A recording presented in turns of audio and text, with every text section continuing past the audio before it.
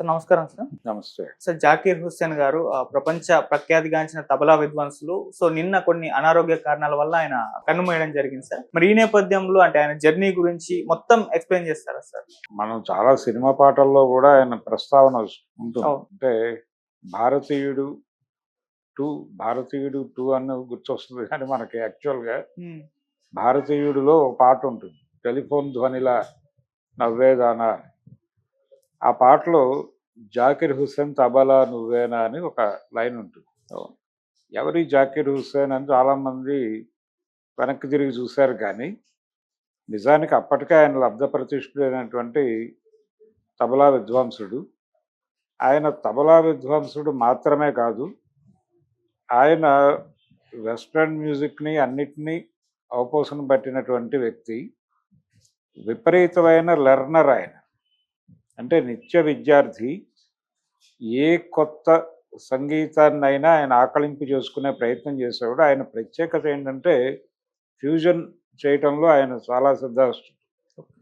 Fusion చేయాలంటే ముందు సాంప్రదాయమైనటువంటి బంధనాల నుంచి బయటకు వస్తే తప్ప అది చేయలేరు. ఈయనకి ఈ ఇంట్రెస్ట్ ఎక్కడ మొదలైంది అంటే, వాళ్ళ తండ్రి గారు తబలా విద్వాంసుడు, ఆయన అల్లారఖా హుస్సేన్ ఆయన పేరు. అక్కడి నుంచి మొదలైంది. ఆయన్ని చూస్తూ ఉండేవాడు ఆయన. 3 ఏళ్ల వయసులోనే ఆయన తబలా వాయిస్తుండగా ఇతను చూస్తూ ఒక రకమైనటువంటి కోపాన్ని ప్రదర్శించేవాడట ఆయన. ఈ పిల్లాడు ఏమిటి అంటే, నన్ను నువ్వు ఎంగేజ్ చేయటం లేదు నీ ట్రూప్లోకి అని. ఇలా మొదలైంది ఆయన తపన. అప్పటి నుంచి మొదలై 7 సంవత్సరాల వయసు వచ్చేసరికి ఆయన బహిరంగంగా ప్రదర్శనలు చేసే లెవెల్కి వచ్చాడు. 12 ఏళ్ల వయసుకు ఆయన అంతర్జాతీయ వేదికల మీద తబలా ప్లేయర్గా ఆయన ఒక పాపులారిటీని సంపాదించాడు. మనకి మాత్రం భారతీయుడు సినిమా అప్పటి నుంచి తెలుసు అనుకుంటారు, కానీ నిజానికి దీనికంటే ముందు దూరదర్శన్ ప్రారంభమైనప్పుడు అందరూ సంగీత విద్వాంసుల్ని పరిచయం చేస్తూ ఒక కార్యక్రమం నడిచేది. దానిలో ఈ ప్రైవేట్ ఛానల్స్ అవి లేవు. అందులో ఈయనని పరిచయం చేస్తూ ఒక కార్యక్రమం, ఒక 1/2 అవర్ ఆయనతో ఇంటరాక్షన్, ఇలా ఆయన తన అనుభవాలు చెప్పుకున్నాడు.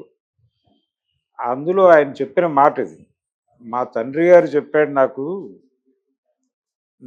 నేను విద్వాంసుడిని, నాకు సర్వం తెలుసు అని అనుకోక ఎప్పుడు కూడా. అనుకుంటే నువ్వు అక్కడితో ఆగిపోతావు. నువ్వు నిరంతరం ఇందులో అన్వేషణ చేసుకుంటూ నిన్ను నువ్వు అభివృద్ధి చేసుకోవాలంటే నిత్య విద్యార్థిగా ఉండాలి.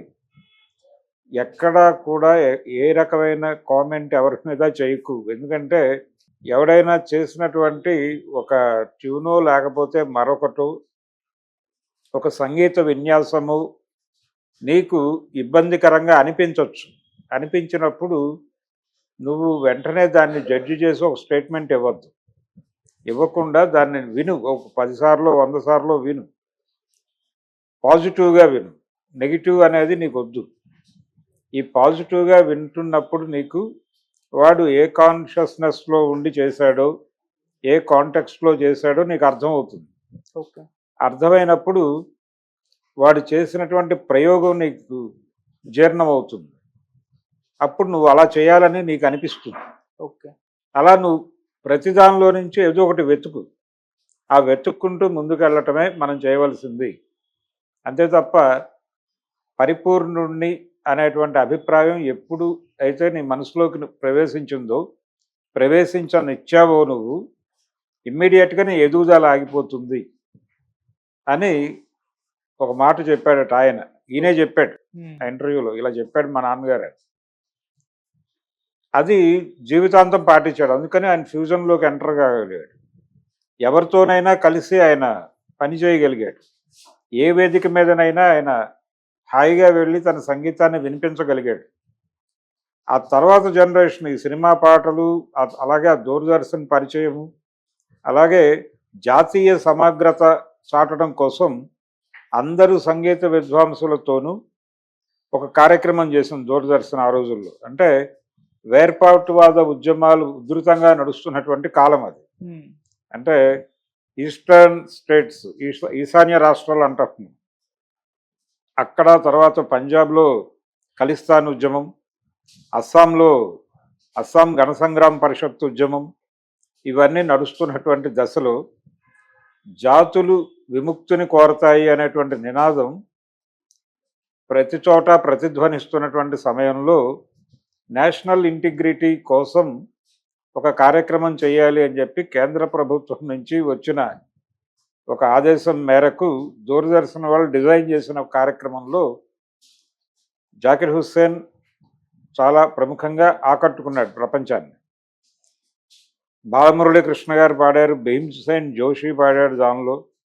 ఇలా వీళ్ళందరితోనూ ప్రతి ప్రాంతం నుంచి ఆ ప్రాంతంలో పాపులర్ మ్యూజిషియన్తో పాడిస్తూ వీళ్ళందరినీ కలిపి ఒక స్వరమై సంగమమై అన్న టోన్లో నడుస్తుంది అది.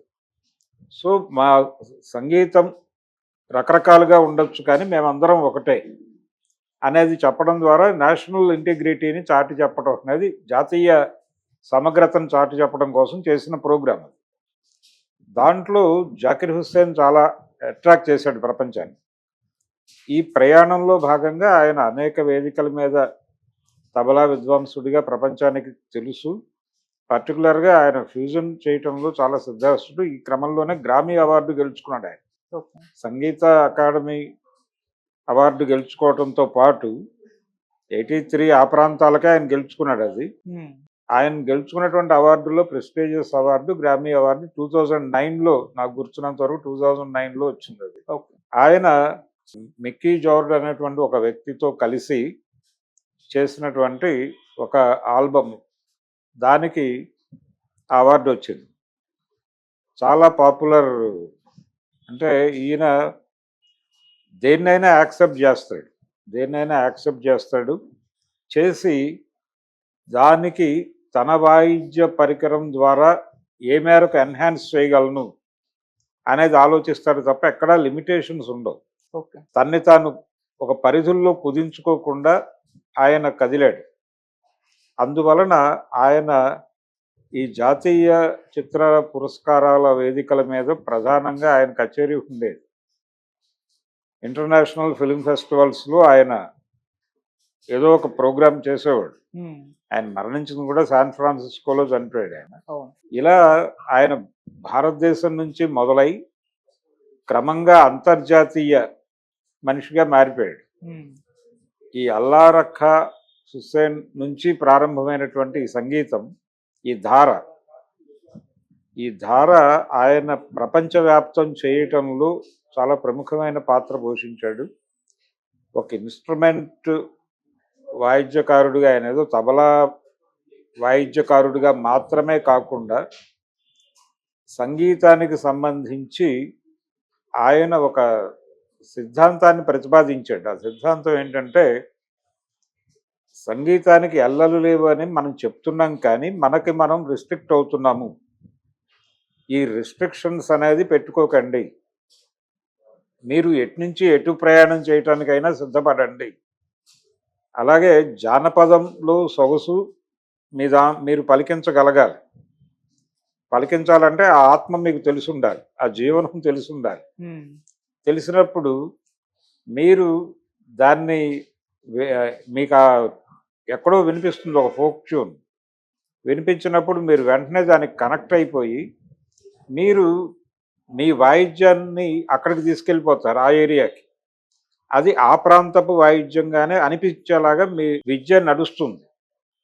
అలాగే ఒక వెస్ట్రన్ మ్యూజిక్ ఇన్ఫ్లుయెన్స్ ఉన్నటువంటి కార్యక్రమంలోకి మీరు ఎంటర్ అయినప్పుడు ఆ వాతావరణంలో మీది అంతర్జాతీయ స్థాయిలో నడుస్తుంది.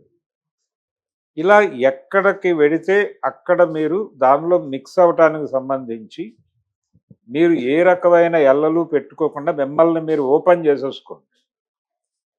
చేసేసుకోగలిగితేనే మీరు ప్రపంచ సంగీతంలో మీకు ఒక స్థానం దొరుకుతుంది. అలాగే ప్రపంచ సంగీతం మీకు అవగాహన అవుతుంది, ఆకలింపు చేసుకోగలుగుతారు అనేది ఆయన నమ్మిన సూత్రం. ఆయన ప్రపంచానికి చెప్పేవాడు, ప్రతి క్షణం అదే చెప్పేవాడు. ఆయన పాపులారిటీకి కారణం కూడా అదే.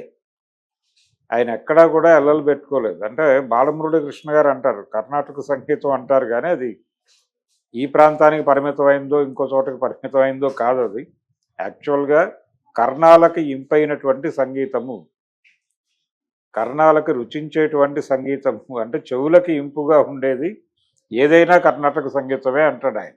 ఓకే. అంతే తప్ప ప్రత్యేకంగా క్లాసికల్ లేకపోతే ఫోక్ ఈ డివిజన్స్ ఏవి లేవు అని. అదే ఈయన చెప్పేవాడు, ఉమ్. ఈ ఎల్లలు లేవు.